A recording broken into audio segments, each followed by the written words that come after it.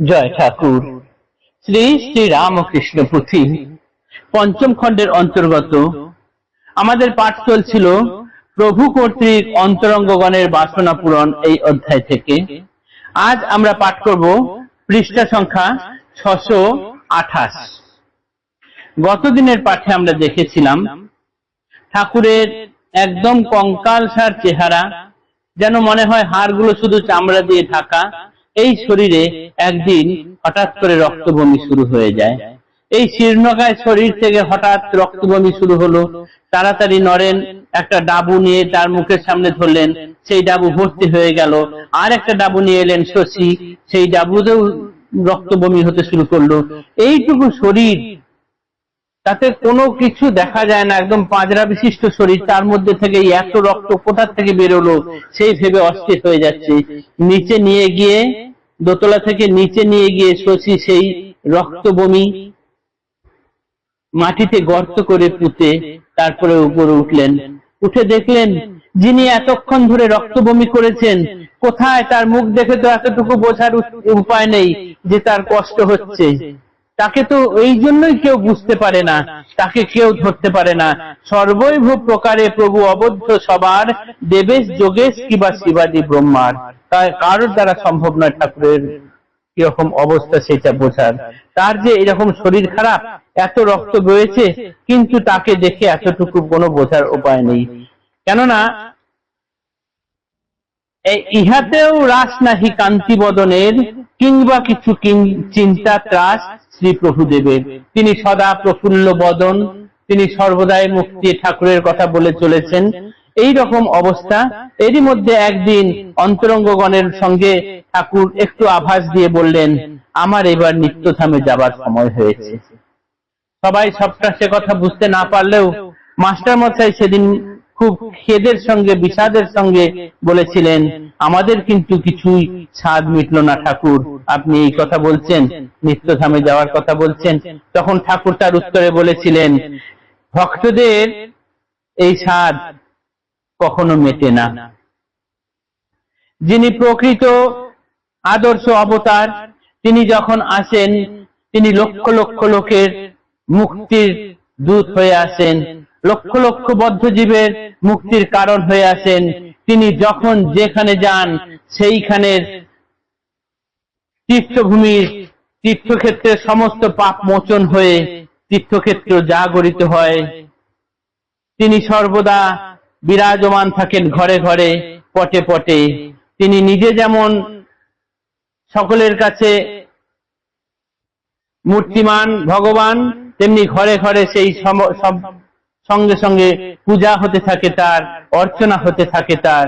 এই রকম ভাবেই দেখা যায় যে আদর্শ ভগবান যখন অবতার হয়ে আসেন, আদর্শ অবতারে যখন আসেন ভগবান, তখন জীবেরা সহজে সেটা বুঝতে পারে না।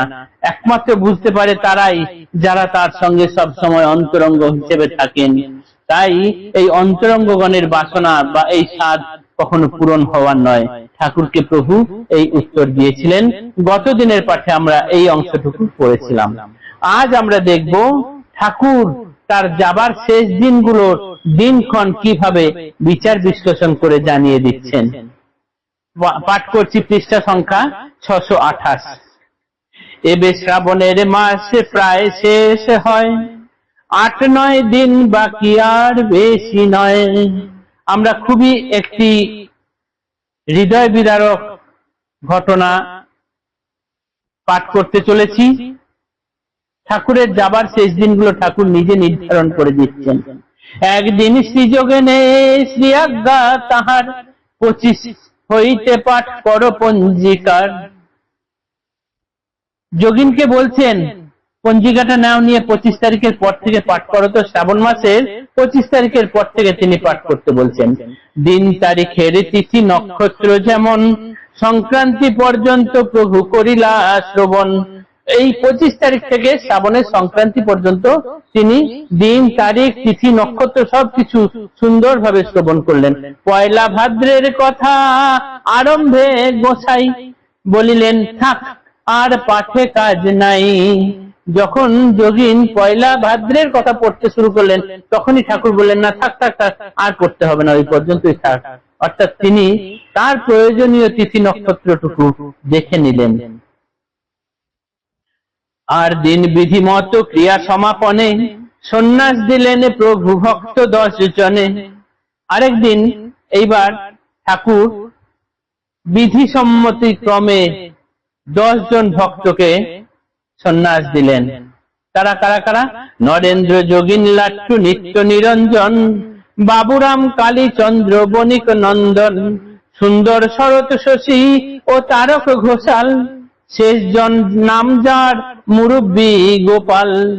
এই 10 জন নরেন, যোগিন, লাট্টু, নিরঞ্জন, বাবুরাম, কালীচন্দ্র, শরৎ, শশী, তারক, গোপাল, এই 10 জনকে ঠাকুর একটি দিনক্ষণ দেখে সন্ন্যাস দিলেন। কিন্তু এর মধ্যে রাখাল ছিলেন না। রাখাল ছিল না আজি, গিয়াছিল ঘরে, পশ্চাতে সন্ন্যাস প্রাপ্ত আইলে গোচরে। তিনি বাড়ি গিয়েছিলেন, তারপরে যখন এলেন তখন তাকেও দিলেন। মোট 11 জনা হয়ে গেল।